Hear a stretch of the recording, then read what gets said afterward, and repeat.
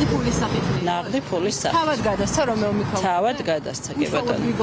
უშუალოდ გრიგოლ ლილუაშვილს. ესე განაცხადა მოწმემ. ეს სკანდალური ჩვენება სუსის ყოფილი უფროსის წინააღმდეგ რომეო მიქაუტაძეს ეკუთვნის. პროკურორი მედიასთან ამბობს, რომ ოცნების ყოფილმა მაღალჩინოსანმა გრიგოლ ლილუაშვილს ქეშად მილიონობით ლარი გადასცა. მოწმის თქმით, ეს ქრთამი იყო, რომელსაც სუსის ყოფილი უფროსი ტენდერებში დახმარებისა და ლობირების სანაცვლოდ ბიზნესმენებისგან იღებდა.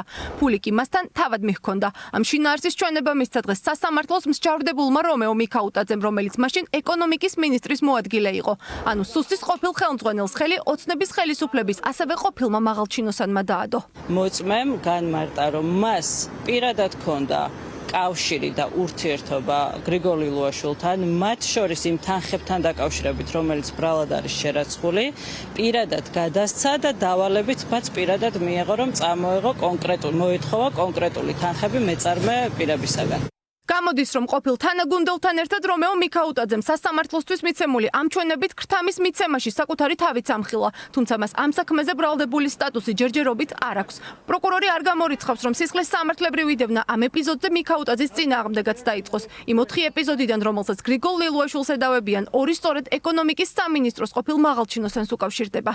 ვხედავთ იმას, რომ შესაძლოა ამასთან მოლაპარაკება მიმდინარეობდეს და სამომავლოდ ალბათ განხორციელდება კიდეც საპროცესო შეთანხმება ნაცვლად იმისა, რომ აღნიშნულ ეპიზოდთან დაკავშირებით მასთან მოხდეს ბრალის წარდგენა. ჩემთვის ეს არის როგორც იურისტის ცოტა გაუგებარი, რას ნიშნავს მოწმის მხრიდან იმგვარი ხასიათის ქმედებაში მისი მონაწილეობის თქმა და საკუთარი თავის მხილება, მაშინ როდესაც სხვა მიზანი თუ კი არა აქვს მის მიერ მიცემულ ჩვენებას, რატომ უნდა უღირდეს და უნდოდეს მას, რომ დაუმძიმდეს სამართლებრივად მდგომარეობა, ანუ მისჯილის წლები გაეზარდოს. სწორედ საკუთარი თავის გადარჩენისა და სარგებლის მიღების მოლოდინით ხსნის დაცვის მხარე მიქაუტაძის მიერ ლილუაშვილის წინააღმდეგ ჩვენების მიცემას. ადვოკატის განმარტებით, საქმის მასალებში მოწმის ჩვენების გარდა არ არსებობს სხვა ნეიტრალური მტკიცებულება, რომელიც დანაშაულს დაამტკიცებდა, თუმცა პროკურორი საქმეში არსებული სხვა მოწმეების ჩვენებებთან თანხვედრაზე მიუთითებს.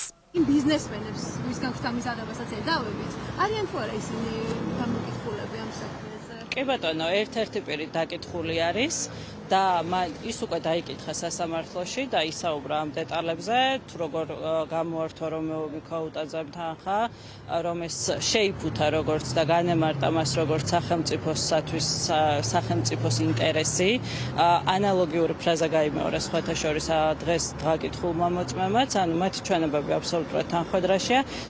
მოწმე, რომელზეც პროკურორი საუბრობს, ბიზნესმენი გიორგი ხაჟალია. გამოძიების ვერსიით, რომეო მიქაუტაძის მეშვეობით გრიგოლ ლილუაშვილმა გაზიფიკაციის ტენდერებში დახმარების სანაცვლოდ 1.500.000 ლარი სწორედ მას მოსთხოვა. თუმცა მიქაუტაძეს მისთვის არ განუმარტავს, რა სახელმწიფო ინტერესი არსებობდა, ან ვისთან მიდიოდა თანხა საბოლოოდ.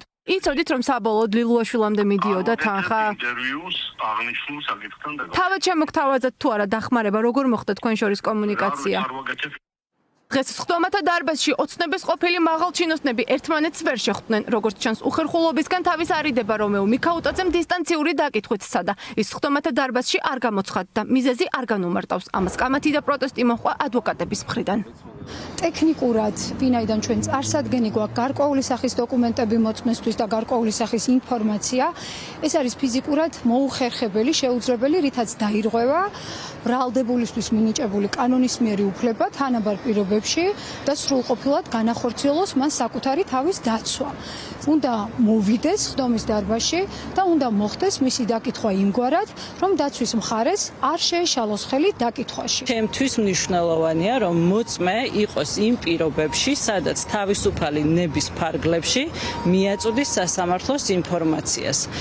ჩემთვის მთავარია მოწმე მისაუბროს სიმართლე და ამ სიმართლეს დისტანციური ჩართვის ფარგლებში, პეინტენციურ დაწესებულებაში, სადაც აბსოლუტურად დაცულია ყველა სათანადო ზომა მიღებულია, იქიდან მიაწვდის სასამართლოს ინფორმაციას თუ სასამართლოს სხდომის დარბაზიდან, ბუნებრივია ამას არანაირი არსებითი მნიშვნელობა არ აქვს. მივა თუ არა ციხიდან სხდომათა დარბაზში რომეო მიქაუტაძე ეს დაზუსტებით უცნობია. სწორედ ეს მოთხოვნა აქვთ გრიგოლ ლილუაშვილის ადვოკატებს, რომლებმაც ამჟამად მსჯავრდებულ ყოფილ მაღალჩინოსანს კითხვების შემდეგ პროცესზე 17 აგვისტოს უნდა დაუსვან. სუსის ყოფილი უფროსი ბრალს არ აღიარებს და თავს უდანაშაულოდ მიიჩნევს. მას პროკურატურა დიდი ოდენობით ქრთამის აღებას ედავება, რაც 11-დან 15 წლამდე პატიმრობას ითვალისწინებს. განაჩენი მოსამართლემ სექტემბრის ბოლომდე უნდა გამოაცხადოს.